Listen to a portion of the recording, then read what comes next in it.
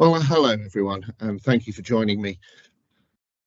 Today, we're going to be looking at implementing screen-based rules, looking at onChange and client-side scripting. This is the fifth lesson within the series of 21, and it's building on all of the materials that we've looked at so far in the cycle. So it's the second lesson that is considering the idea of screen-based scripting, and we'll actually continue talking about screen-based scripting in the next lesson as well. Strictly speaking, the next lesson will be about user independence business rules. These are the table level scripts and entity level scripts, but we will look at validation scripts in the next lesson as well. So today we're just going to be looking at onChange scripts, the idea of writing JavaScript inside the screen to be able to affect whatever we want to be able to do. We'll look at the question about using plain old JavaScript as well as the client-side API and the libraries that Sage CRM provides, and how we can then take advantage of other types of scripting library as well. We can create our own to include into every screen inside Sage CRM. And we'll look as well at the idea of how we handle mode inside the scripts. After all, Sage CRM is an application that is all about the insertion, the editing, the creation, the deletion of data. And so the screens need to be able to take that into account. We need to be able to think about the not only the context of where we are within the data. We explored the importance of context in the last lesson, but we also need to explore the context of the action that's taking place inside the screen as well, whether we are in edit mode or view mode. So first of all, let's start to introduce ourselves to the client-side API and how everything is going to be building up inside the interface. In the previous lesson, we looked at the role of create script. So we had learnt that as a screen is requested from the browser, the field definitions for that screen are pulled from metadata. And that action of pulling the screen from metadata triggers each of the fields to fire their own create scripts.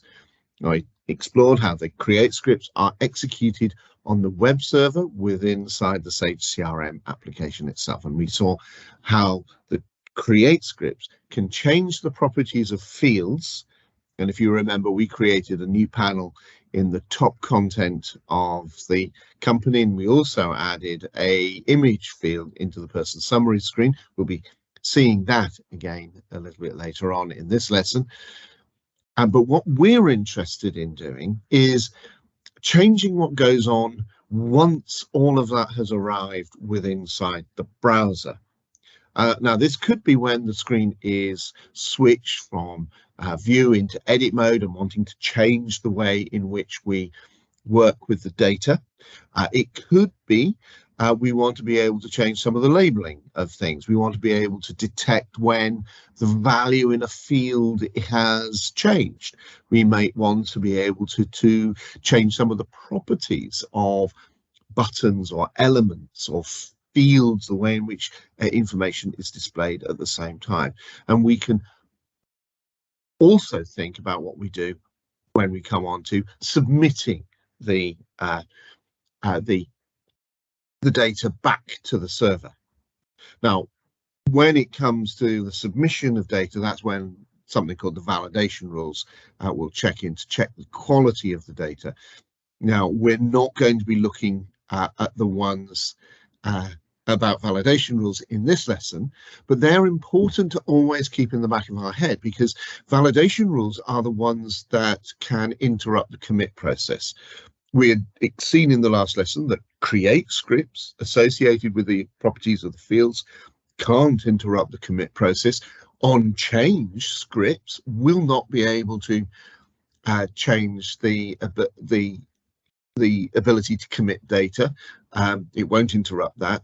You can use onChange and you can use client-side coding to hide buttons, like if the condition is not right, you can hide the save button and you can interrupt the save process, but it won't validate the data as it comes into the database.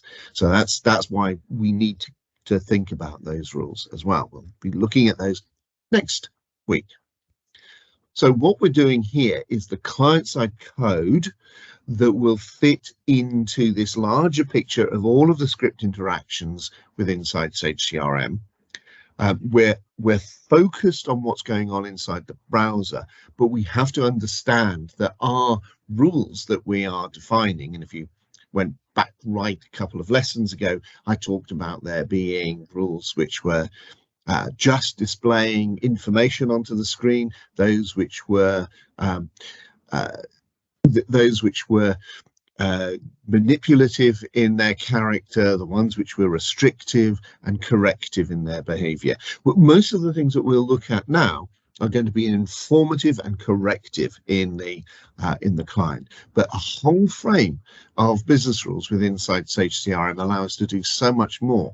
And we'll even, when it comes on to, when we look at workflow, we'll even be looking at how our workflow behavior can also use the behavior that we're learning in this lesson within the client-side coding. Now, here you can see that I've switched into Sage CRM. Now, what I want to do is I want to edit what's going on inside I want to edit what's going on inside a company. This is the company address. It's an HTML page. You can see that I've switched the page into edit mode. And if I right mouse click and look at the page source, I can start to see in this edit page, in any page within Sage CRM, that the page includes a lot of JavaScript functions defined locally. So there's the current user object defined locally, for example, but you can also see that the default system makes use of a lot of external script file references as well.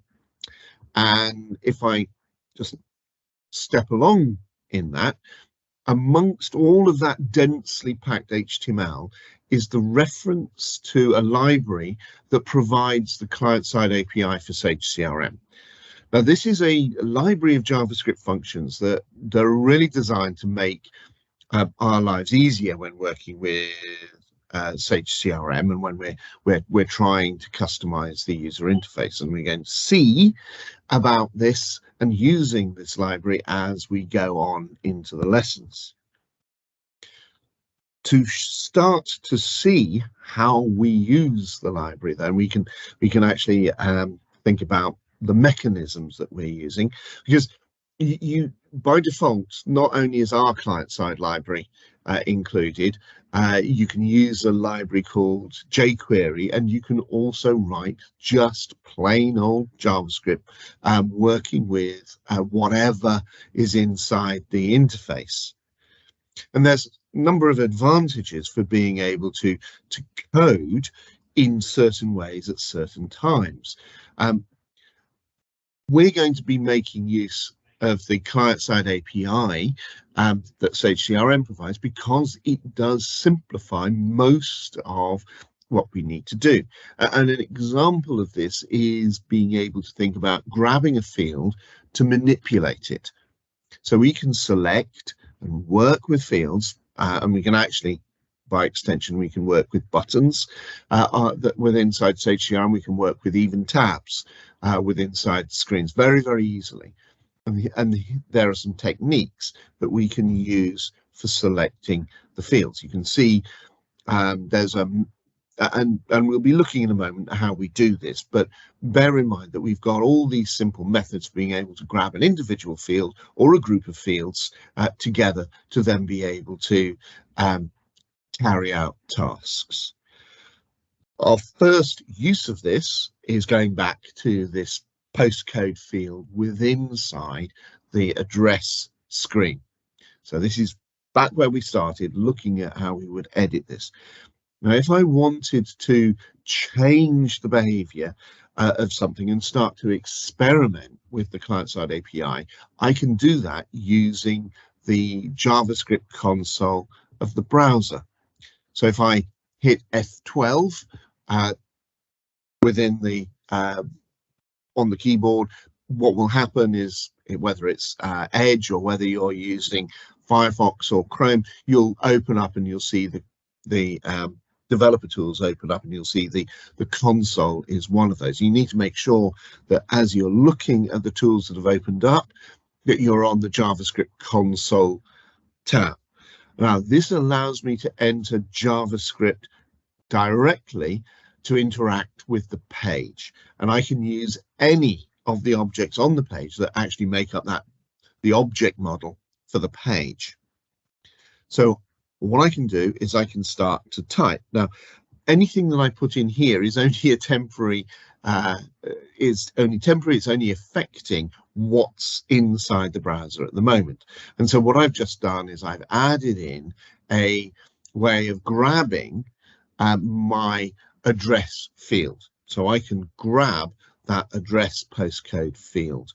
Hopefully you can see that we're doing let my fields equals and then crm.fields, name of the field. And that's, by the way, is the name of the field that is inside the database. It grabs both it grabs all of the aspects of that, what that field is within inside the form. And if I start to type into the console recognizes the use of the object and knows that it's been declared as a field object. And this gives me easy access to the methods like highlight. It's not the most attractive thing that we're dropping in here, but it's a very visual thing. And you can see the effect is immediate. Now, as we go on with this, reminding you of those things that we can do with a object. If we can get hold of a field, we can change all sorts of properties of this, and these are all documented within inside help.sagecrm.com. We can start to change the way in which this field looks, works, feels, behaves, whatever you want to do with it. And we can also, to simplify our life, by changing aspects like the buttons on screens. Now here, in this example, you can see that I've got I'm looking at a lead summary screen, and the lead summary screen is, well, one of the things that some people don't like is the fact that anyone could be using with permissions to edit a lead, could find themselves looking at a lead and say, I want to take that, I will click on the convert to opportunity and I'll take that lead and I will start to process that lead. Here it's saying that the lead summary shouldn't be able to be, the convert to opportunity shouldn't be able to be pressed unless the current user is the assigned user for the lead. And so what we can do is actually use the client-side API to very easily hide that particular button. Now, the script that looks like it is not particularly difficult, and the wonderful thing is that we don't have to worry about what flavor of browser we're using. This is the same whatever we're using. So anything using essentially the Chromium model or modern JavaScript standards, so Edge, Chrome, etc. We don't have to worry about what we're doing here on what's happening inside. This is a rule that is very easily being able to access the text of a field. Here you can see that what I've done to grab the field, which is the user ID field, I haven't actually done crm.fields. Just by going CRM open brackets, the name of the field is a shorthand way of doing it. I can grab that. I can grab the text that is the visual display of the field, then look to compare that with the client-side object of the current user object. This is one of the objects that gets created for us within inside the browser, and I can look to see who is the current logged on user to be able to decide whether or not to hide the button or not. Now, all of this simplicity is actually based on the use of jQuery. So our library for the client-side API is based in turn on the jQuery library, but it is specialized so that we don't have to worry too much about how we get to a point of selecting an individual field and its associated label and the difference between its display text and its internal value. This starts to simplify the whole thing for us. And we can start to use that simplification to be able to do some particular types of work, and what I want to do is start to introduce you to the onChange event within a screen. Now, our onChange script is very much like the create script. It takes place in a particular context, and because it's taking place in a particular context, it has to think through what its scope of reference is and its scope of effect. The scope of reference is what can I access within my world? What do I understand is there, and how do I be able to get to any of the elements that I need to? What objects in my neighborhood is there? What system data can I access? And what other environmental information can I access to determine whether or not I need to trigger my behavior?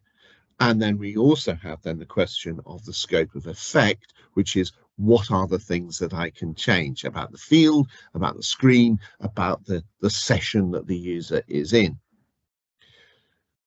Now, the first thing that we need to understand is that we're writing this inside the browser. So immediately you have got free access to anything that is in the current browser window. So you can access anything within the document object model.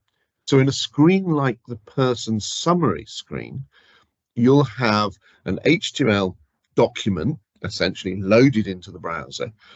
It contains fields of different type, text, hidden, things which are just part of the management information that gets delivered into the screen.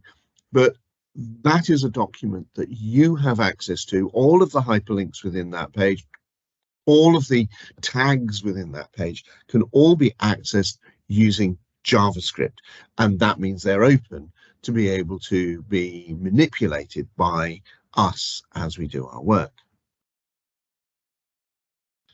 Now, because we've got within our scope of reference and effect, we've got full access to the document object model and all of the information within the browser. Suddenly we can make very wide both checks and changes.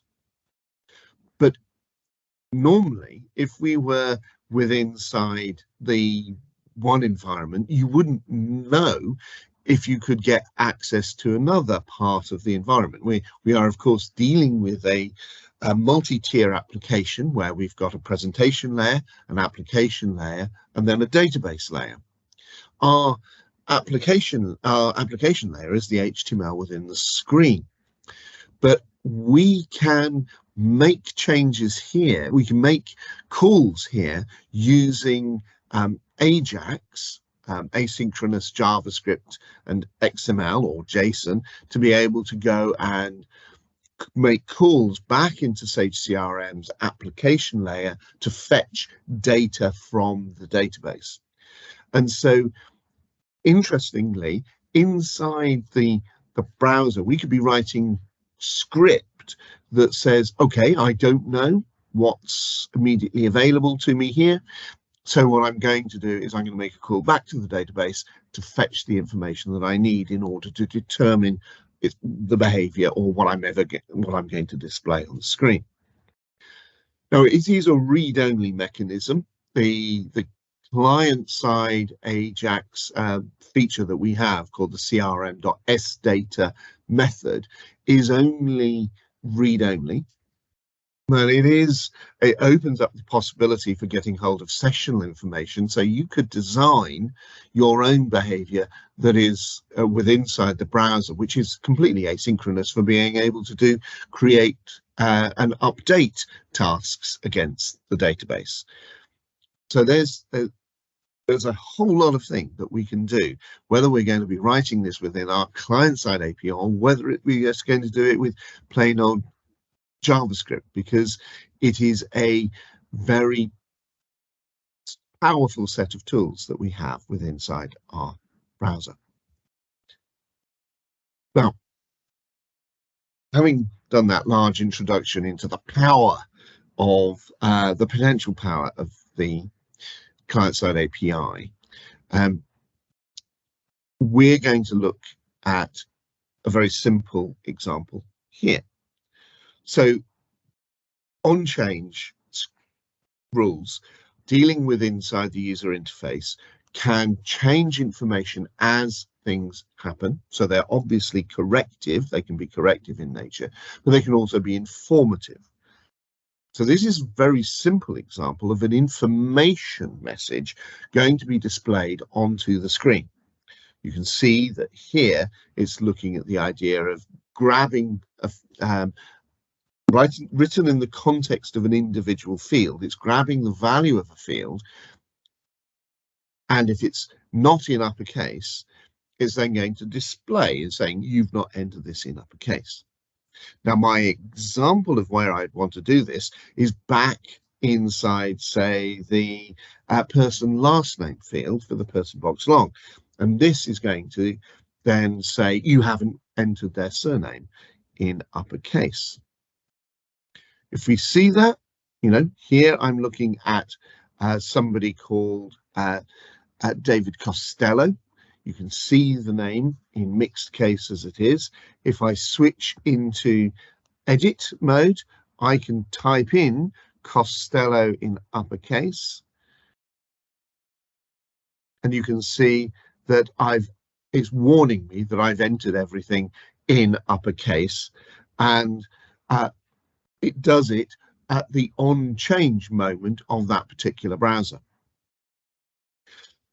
Now, we can develop this idea a little bit further, because we can say now, rather than trying to put everything into that box, we can start to take advantage of the fact that the screen is delivering HTML into the browser, so we can add to that.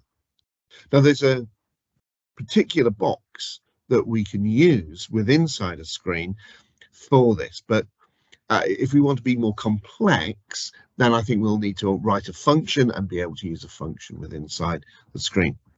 And what I want to just point out to you is, when you're looking at a screen, and the screens have the fields, and the fields can have the onChange event associated with them, here you'll notice that I've got a custom content box inside this screen.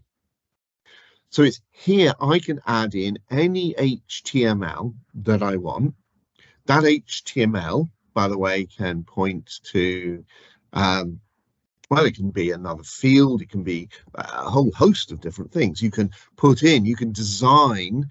I've used these in cases with customers where we've added in some style overrides within the page. We've added in a hidden control field that recognizes that something is happening within the field and passing that to the server, or just being able to hold things dynamically. But what we specifically want to be able to do here is to perhaps use, within this context,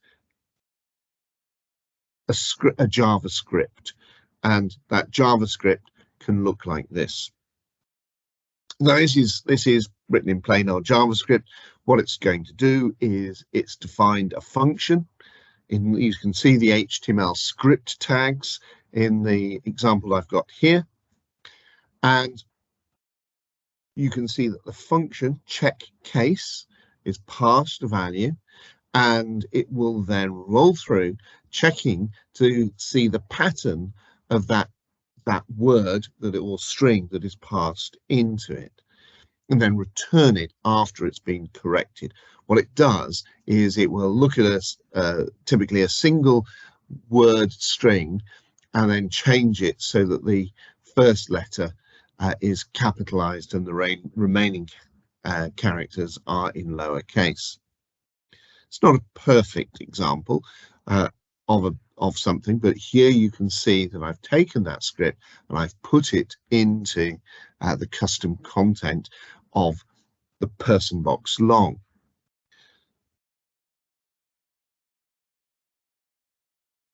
I've also updated the person last name field so that I've added in a call to that function inside the onChange script for the field.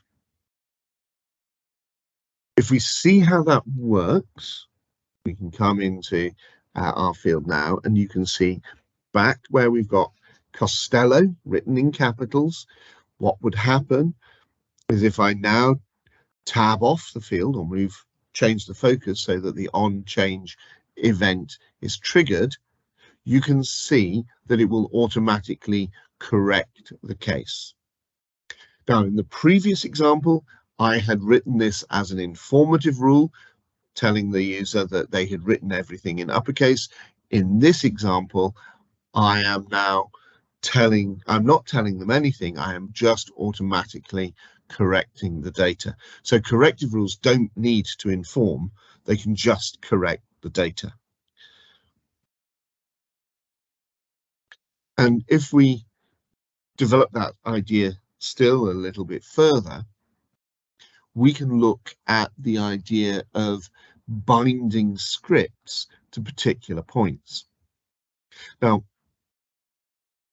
if you were to use a script in the custom content box, something like a function definition doesn't matter at what point the function data is read. What happens when a page is loaded into a browser is that all the HTML is read in, the functions are defined, and then anything that uses the functions will be ready to do the work, because the functions are read as they're pulled in. But if you want to have some behavior that says, well, I actually want to do something not as the script is read, but actually once the page has completely loaded in, then we have to make use of a different event. We actually have to then bind our script to a particular moment. We can do that, and the most typical example, if we want to change anything within the screen, is that we have to do it once the screen has been fully loaded. This is the onLoad event.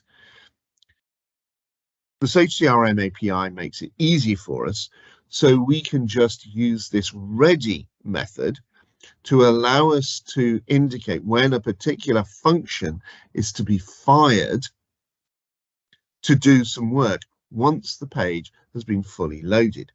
And this is the technique that we would use if we wanted to really start to manipulate the whole of the interface once that particular screen has been loaded in. I have an example of exactly this. It is a function that we can use in the context of the company summary screen. I want to have a very easy way for a user to be able to see when a company is in a particular status. I want to have a strong visual clue. Now, we know how we can select a field inside the client-side API. I showed that a few slides back. That would grab the value of the field. In this particular case, we are grabbing the field, but we are also using a switch statement to be able to examine the contents of the field and to be able to then change the behavior or change the properties of that field. So the code is using a switch statement. This is a form of conditional statement. It's standard JavaScript, so plain old JavaScript syntax, but I am mixing it with the client-side API.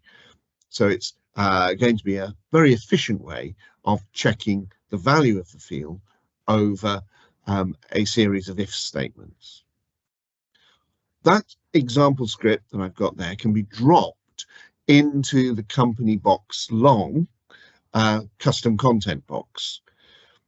And you can see that I am using, this script is using the idea of the ready method, crm.ready method, so that it will only work and only fire once the page is fully loaded. And so it is dependent on that idea of the load of the screen. You can see the effect here. It's not I'm not pretending that this is an attractive looking screen, but what you can see is that the use of the highlight makes the change in status very noticeable for the user.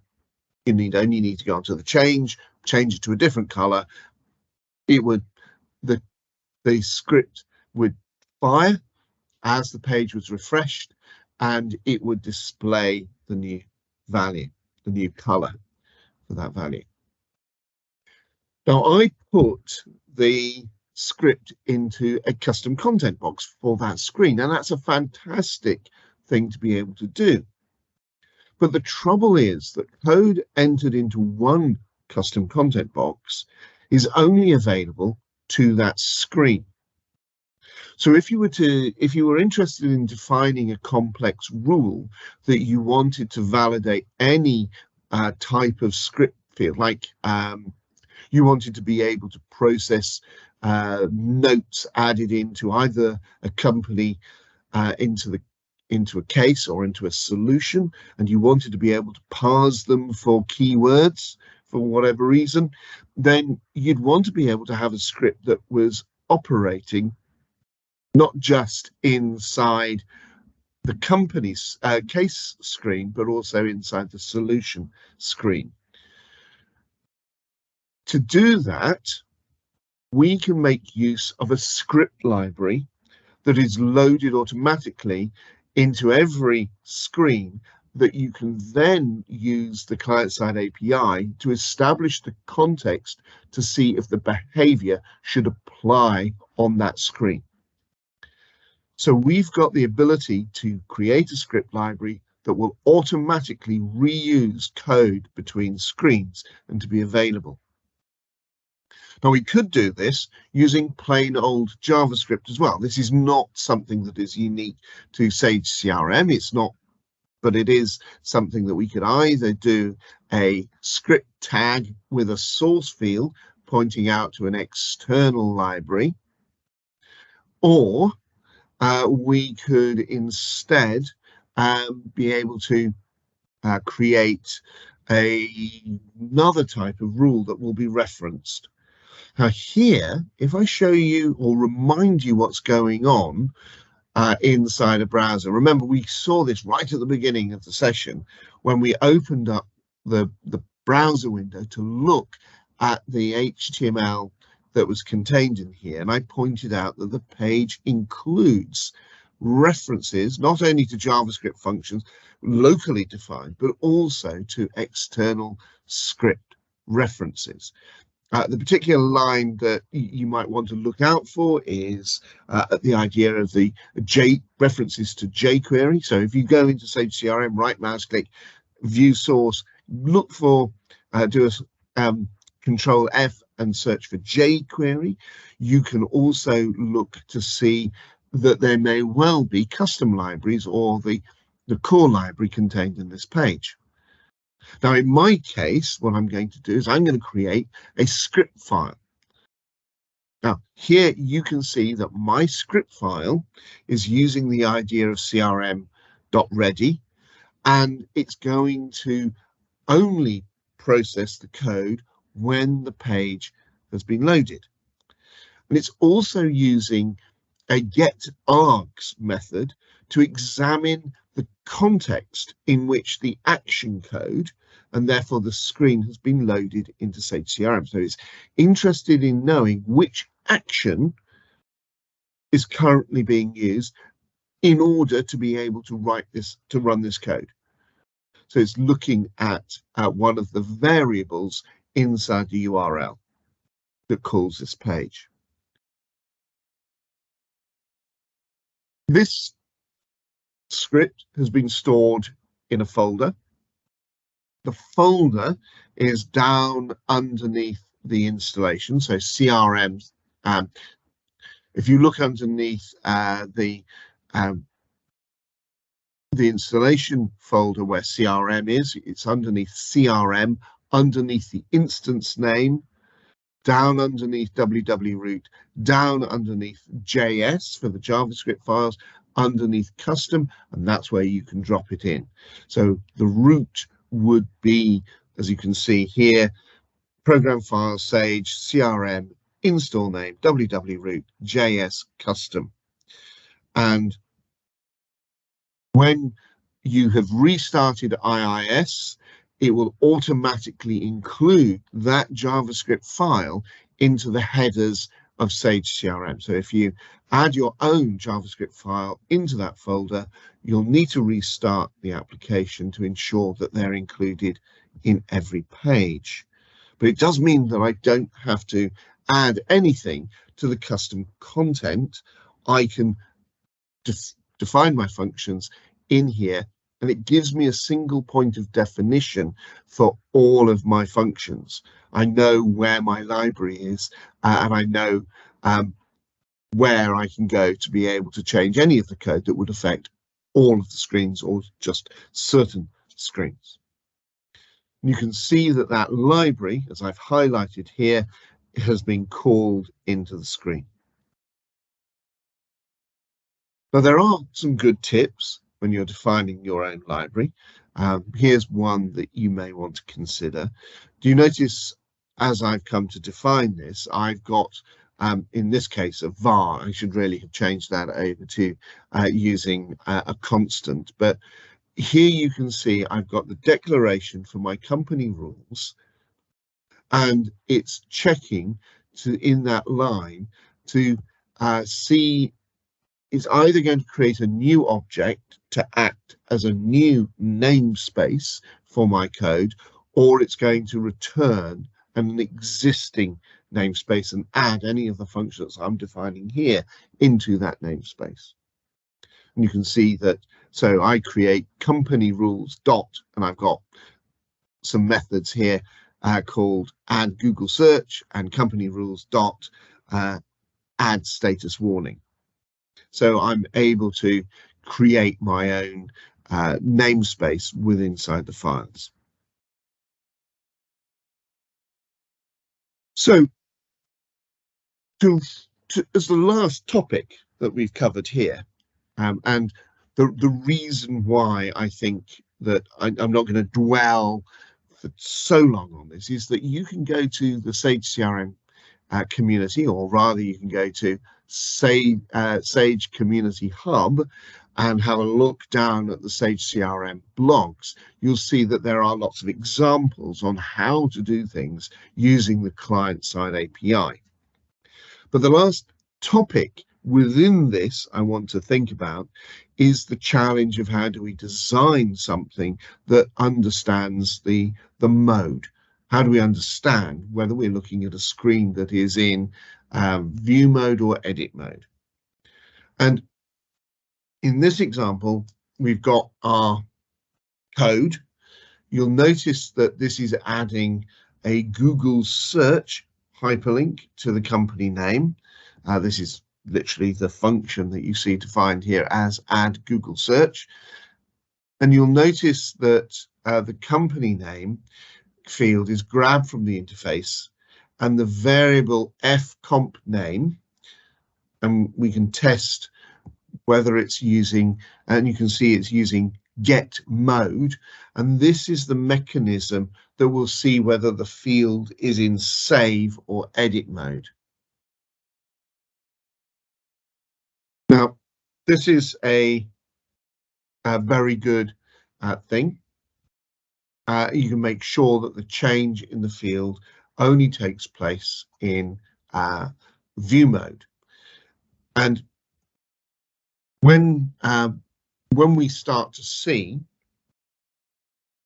what effect this has had, and in this particular example, there's actually a lot of things going on. I've downloaded, there's a script library that you can download, which is a demo script for all of the client-side API. That's on, you can find that on the downloads area of community.sagecrm.com. But there's a lot going on the screen, and I just want to highlight the fact that I have added in a hyperlink that if it was clicked, it would go off to Google. But the point about the mode check is that it doesn't attempt to add the hyperlink when you're in edit mode. So when there would be potentially no company there for you to go to. Now, if I go back and just remind you about the inclusion of library files here into the screen, you can define your own JavaScript files. Now, what I do, because the script libraries are added in order of alphabet, so I tend to name any of the files that I create ZZZZ, so they're always added last into the screen. And you can see which files are added in, of course, by looking underneath that custom folder. So it's worth using the technique of the external libraries. It's worth making sure that you're defining your functions and taking advantage of some of these techniques. Now we're going to build on this. We're going to build on this idea of the libraries and things as we go forward. So we'll be looking at some of this even when we go on to thinking about workflow. The next lesson that we're going to look at is going to look at the validation rules and with pointers into those validation rules. So let's see if anyone has got any questions. Thank you and goodbye.